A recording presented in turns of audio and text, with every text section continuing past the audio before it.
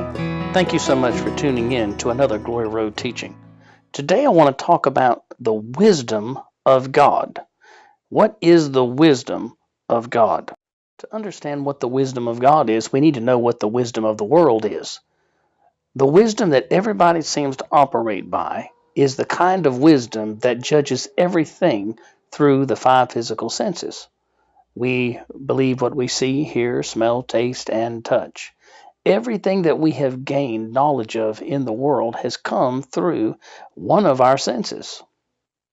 When we go to college or we go to school, we learn how to adapt information and knowledge through our five physical senses. The world thinks wisdom is the accurate use of knowledge.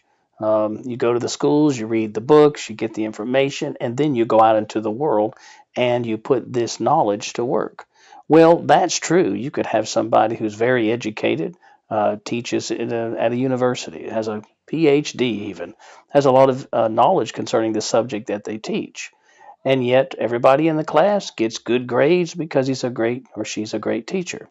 But after the day is over with and they go home, now they're yelling at the dog, mad at the wife, kicking the car tire because the tire went flat, and just overall has a negative attitude and doesn't say the right things.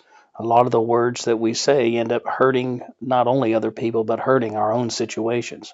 Well, he has the right knowledge, all right. Yeah, he's good in the school and the teaching and got all the great education, but he doesn't know how to accurately use words that bless and bring healing and prosperity and hope to the world. The wisdom of God and the wisdom of the world are really two different things. One, the wisdom of the world is gathered through the senses, but the wisdom of God is gathered through the perception of His Word, learning how God uses words in order to control situations or in order to express His power and His blessing in the world. So let's go over here to the book of Proverbs, chapter 8, and I want to read just a few verses there so we can get an idea of how wisdom works and what wisdom is actually doing, it can do in the heart of man. Proverbs chapter 8, verse 1, doth not wisdom cry, and understanding put forth her voice? She standeth in the top of high places, by the way in the gates of the paths. She crieth at the gates, at the entry of the city, at the coming in at the doors. Unto you men, O men, I call, and my voice is to the sons of man. Now notice that wisdom is crying.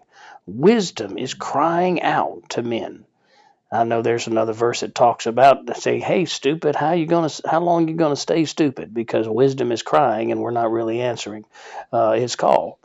Wisdom cries the accurate use of words. Wisdom is trying to teach us how to use words. Because you and I were created, friend, to walk in the image of God. We were actually created to be a speaking spirit like God. And to speak means you have to know how to use words. We weren't given the ability to speak words just so we can communicate one with another. It was meant to be a creative avenue by which we could use words to create and control situations in our lives. Notice again Proverbs 8:3. It says, she crieth at the gates. Now that's talking about wisdom is crying at the gates, at the entry of the city, at the coming in at the doors. And it's interesting that the Bible says that we are a city set on a hill. And out of the city, out of the gates, out of your mouth, out of the abundance of your heart, we should be crying wisdom, meaning we should know how to use words the way God uses words.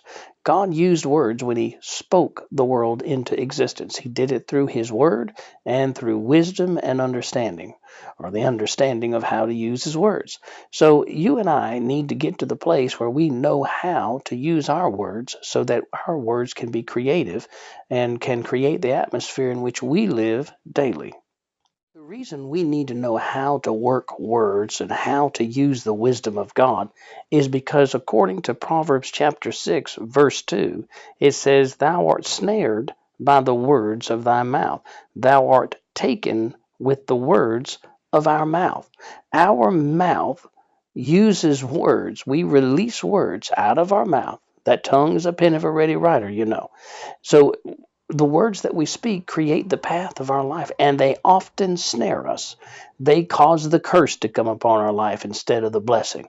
So many times we're wanting to blame everything else, blame the devil, blame God, blame friends, blame everybody for the things that we face in our lives. But really, our tongues have been the author of the mischief that we end up falling into. We end up getting into trouble, and you can trace it right back to the words that we have spoken out of our mouths. Let's take a look at Proverbs chapter 7, verses 1 through 3. It says, "My son, keep my words and lay up my commandments with thee. Keep my commandments and live, and my law is the apple of thine eye. Bind them upon thy fingers, write them upon the table of thine heart." Now, I think it's interesting because when he talks about words, he's talking about the accurate use of words. He's not talking about just hold the 10 Commandments, and just, put them on your wall and that's keeping them. No, he's talking about using your words to see to it that life comes to you. Now, notice we have to keep those words. God doesn't do it, we do it. We have to be the one that moves forward in those words. So if he gives us the right to use words to create our future and to create our destiny, then I think it's about time that we know how to accurately use those words. Over here in Matthew chapter 12, starting in verse 33, it says, "Either make the tree good and his fruit good, or else make the tree corrupt and his fruit corrupt, for the tree is known by his fruit. O generation of vipers, how can ye, being evil, speak good things? For out of the abundance of the heart the mouth speaks. A good man out of the good treasure of the heart bringeth forth good things, and an evil man out of the evil treasure bringeth forth evil things. But I say unto you, that every idle word that men shall speak, they shall give account thereof in the day of judgment. For by thy words thou shalt be justified, and by thy words thou shalt be condemned." So here we're finding out that if we can learn to accurately use words to our benefit, we will live. We will not be condemned. But if we don't know how to walk in the wisdom of God or use words accurately, they'll be the very things that judge us. So you and I are responsible for using words accurately to bless all of humanity. God is looking for a people who know how to walk in the blessing of the Lord, who are using the wisdom of God to bless all of those around us. And not just people, friend. We're talking about all of creation is waiting for a manifestation of the sons of God, because the words that a son speaks releases the all of creation, releases the curse off of it. And that's your job and my job. So let's learn the wisdom of God. Let's learn how to use words accurately. Let's learn and be determined to reveal to the world the very power and glory of the wisdom of God. Thank you so much for tuning in to this broadcast. Until we meet again, I'm Adam King. God bless you.